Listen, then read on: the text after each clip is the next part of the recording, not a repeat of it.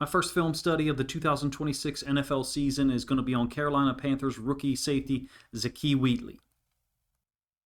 Some of you may know Wheatley is originally from Archbishop Spalding, Anne Arundel County. Then he spent 5 seasons at Penn State. This is going to be mostly run defense from the Hall of Fame game against the Arizona Cardinals. Pick this up, first play of the game. In fact, it's a 1st and 10. You do have a 2x2 set, somewhat irregular. Check out the width of these 2 receivers at the bottom versus the stack delineation that we've got at the top. Number 2 receiver just running a stop route. Wheatley going to step down, make a quick tackle along with the inside linebacker. It should be noted, and I'll talk about this a little bit later, how often Carolina was kind of leaving these guys one-on-one on the outside, some double moves.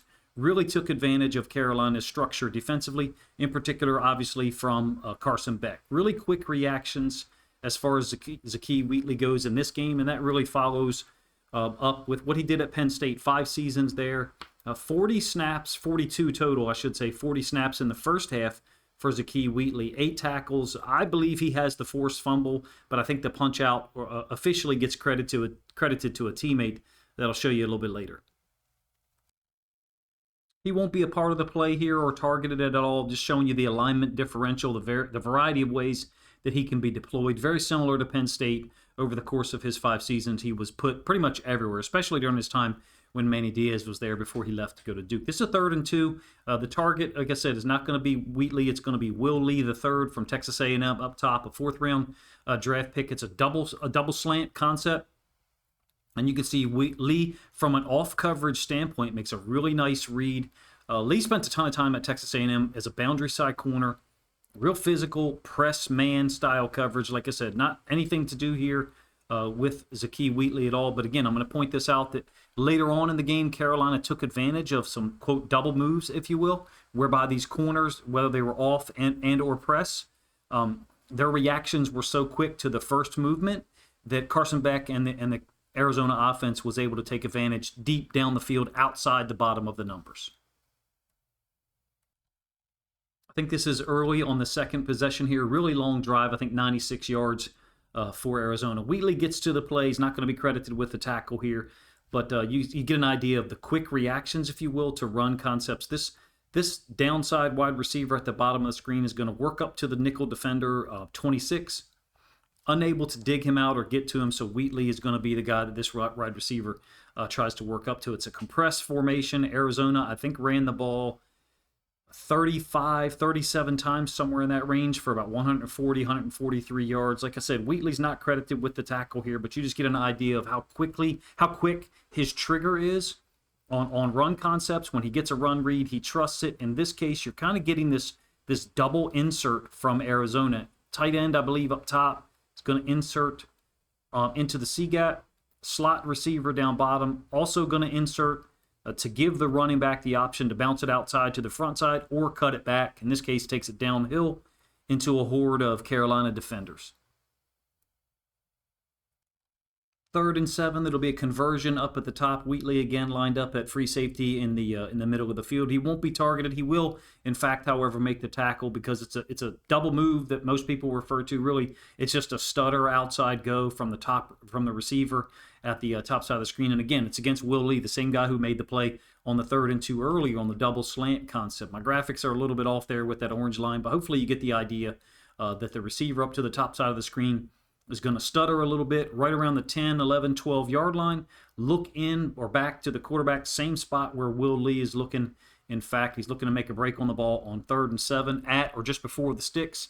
I should say, in this case, Carson Beck, predetermined obviously where he's going to go with the football, hits the receiver over the top of Will Lee. Pretty easy win for those guys. Felt like they took advantage of Carolina's outside corners multiple times in this game, not just this one. You do kind of lose some perspective a little bit of how quickly the quarterback gets rid of the ball when I'm pausing it back and forth like that. But I'm trying to give you some breakdown of why these things occur, even though it doesn't involve Zakee Wheatley really at all. Carson Beck, I think 15 of 18, 15 of 19, in fact, for 1 touchdown in the game. The focus on Wheatley for me is that he can play anywhere. There's a little bit of Jaquan Brisker, another Penn State safety, Jair Brown in there as well. His ball skills, when asked to play in the middle of the field, showed up across his time at college. 6 total interceptions. Still on that 2nd possession, like I said, Wheatley's lined up at 11, 12 yards depth down here at the bottom portion of our screen. He's going to make contact with the running back 2 yards past the line of scrimmage. Quick trigger, solid tackler, fundamental. One time later on this game, I feel like the crown of his helmet kind of dips down below a little bit in a dangerous alignment, but it's a duo concept here where the running back is going to slip kind of off tackle to the bottom side of our screen. A compressed formation one more time from Arizona. This time they're only insert blocking to the top side of the screen. So that's, in the terminology that I know, that's a Jill call I'm talking about here, where the tackle steps out to the end and the receiver inserts to go block someone on the second level, as opposed to a jack call, which would be the tackle working up to the second level and the receiver trying to dig out this defensive end. Whatever the terminology is for Arizona or other teams, the idea is that those guys can make the call on the field. So you really got a Jill concept on the top side with the slot inserting, a jack call on the bottom side with this receiver working up to the nickel, tight end taking the defensive end, the bigger body. Running back slides that off tackle, and Wheatley is there, like I said, first contact, about 2.5 yards past the line of scrimmage. Like I said, one of his 8 tackles overall, I think 7 of those occurred in the first half. I believe he's best suited as a boundary safety. There's a difference between a boundary and a field side guy, in my opinion, even though the NFL hashes are pretty close together. They're only, I believe, 18 feet, 6 inches apart. He played mostly right side safety. He being Zakee Wheatley, he played mostly right side safety in this one and switched, I think, on the 3rd or the 4th possession to the left side. We're near the end of that second possession. Like I said, it ended up being 96 yards. Wheatley is, in fact, to the boundary here. Once again, it's a compressed formation. You can see 10 of Arizona's players all in the screen. The backside safety, I think it's 22, is going to get an angle on Zonovan Knight on the run concept away.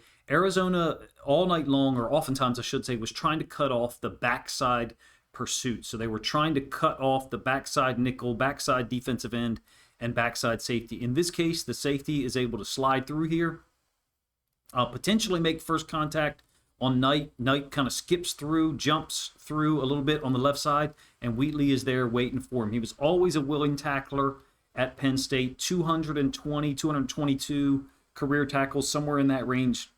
160 plus of those occurred in the last 2 seasons. I'm talking about 2024 and 2025, and that was after Manny Diaz left to go be the head coach at Duke. In fact, I think Wheatley had 96 tackles in 2024. I didn't really like any of the player comps I saw while we were creating a draft profile for Zakee Wheatley. Some of you may or may not know, we created a website for the 2026 draft, draftsignal.pro. Had him as a 3rd or 4th rounder myself, very similar to Jalen Husky, another Maryland guy, actually played at the University of Maryland, who the Jacksonville Jaguars took with the last pick of the 3rd round. In my opinion, some of the safety evaluations that occur are too dependent or reliant on only the previous year's film.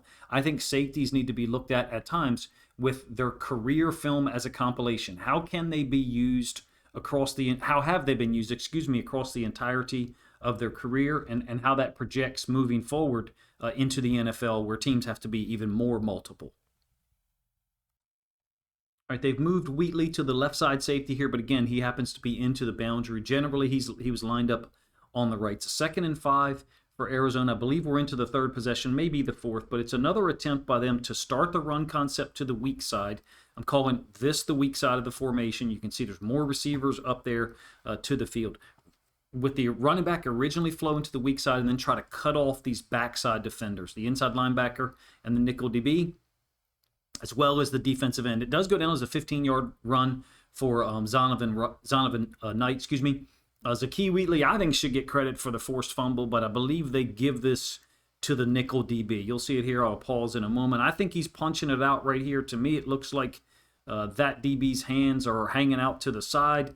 But nonetheless, I believe he's the guy who's credited with perhaps pulling the football out of there. Certainly looks like to me Zakee Wheatley is the guy who punches it out. I think he only had 3 forced fumbles across his time at Penn State, 2 of which occurred in the last 2 seasons. The nickel path to the football was more difficult than Zakee Wheatley, don't get me wrong, because he's got this receiver trying to dig him out of here. I'm talking about the nickel DB located here, whereas Wheatley is unblocked, coming downhill, and then having to track back inside out to the football when the running back winds it back. I think that was a concept or the idea behind a concept, I should say, that Arizona tried to execute multiple times. Begin the run play to the weak side and kind of wind it back after digging or walling out all those strong side defenders. Wheatley's got a history of turnovers. Like I said, I think it was 3 forced fumbles in his career, maybe 2, 6 interceptions, 3 fumbles recovered. A spectacular usage, if you ask me, across the entirety of his career. Perhaps the nickel DB is stripping the ball out at some point while Wheatley punches it out. But in any case, these are mostly run defense plays that I showed. One last snap here. Again, he only played 2 snaps in the second half, one of which was on a special team situation. The other was like a 3rd and 26 or 3rd and 27. So 7 tackles occurred in his 40 snaps in the first half. This is man free at the end of that possession that I showed. It's either the 3rd or the 4th. Basically, man into the boundary. 89 is a wide receiver. Don't know really a whole lot about him, but on this concept or on this route release, basically what Arizona is trying to do to Carolina is shield release this wide receiver. So in this case, he actually runs an out and up. That red line that I have for his route was a little bit incomplete because you can see he turns this to go back upfield. There's pressure on Carson Beck, so it doesn't matter. Zakee Wheatley defended these kind of things well in college, double moves, so to speak. But basically the idea is because of the release, once this receiver gets into this area, he could bring this route back underneath. Some people refer to it as a shield slant. Essentially, his release is funneling behind the release of number 1 and effectively shielding Wheatley, even though Wheatley is playing at depth. He could bring that route back to the inside or outside. In this case, it's essentially an out and up, if you will. I think Wheatley's got the agility, certainly got really great feet to be able to turn and go defend this thing as the receiver takes it vertical. There's pressure. It ends up being a sack, a loss of 2. I believe it's still Carson Beck in the game at this point in time. I think there's a really high ceiling for Zakee Wheatley in the NFL. I'm obviously quite biased. I mean, he comes from a great high school program, Archbishop Spalding out of Anne Arundel County. If you don't know much about them, at this point in time, 4 consecutive conference championships in the MIAA conference. He played wide receiver and safety there. 4-star recruit. A couple dozen teams had put in offers: Duke, Cincinnati, Indiana, Maryland, some Big Ten schools as well. He chose Penn State. Spent 5 years there. Ton of great film, in my opinion. Not much his true freshman year there at all, but a very smooth mover who is a willing tackler, very active, and as you see upon arrival, he's hostile. The punch there, whether he gets credited or not, I think plays a role. I always felt like his skills would translate to the NFL level. Well, I say always. After the 2023 season, Manny Diaz, I think last season, even though I was disappointed that Carolina drafted him and Jalen Husky, I should say, I was hoping for some kind of local connection for one or both of those guys. But I think Zakee Wheatley's in a great place. From where I'm observing, he looks very comfortable defensively, no matter where he's regarded or stacked up on the depth chart. It's a fun time for me personally to see where all of the rookies ended up, and then how they shake out in the preseason.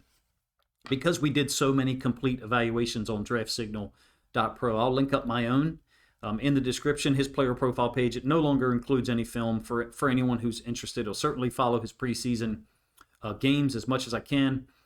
With him having an impact this early in the season, in the first half of the first game, hopefully he gets a lot of run in the second and third game of the preseason. I could definitely see him having an impact in the regular season as well. Really reminds me of Brisker and Brown.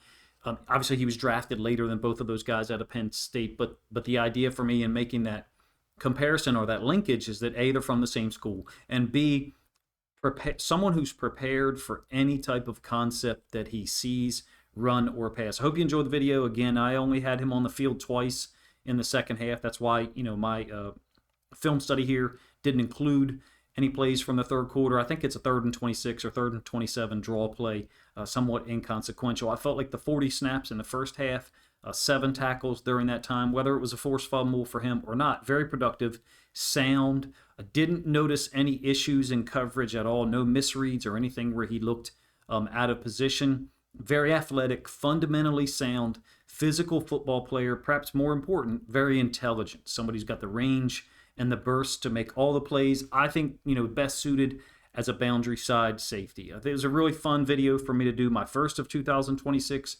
If you're not familiar with my content at all, I try to follow rookies as much as possible throughout the regular season. Here, since we are coming off of the DraftSignal.pro launch, our first season trying to cover the draft in an in-depth fashion, I'll obviously make a concerted effort to follow as many rookies as possible. Appreciate you guys' time, man. If you enjoyed the video, please let me know in the comments section.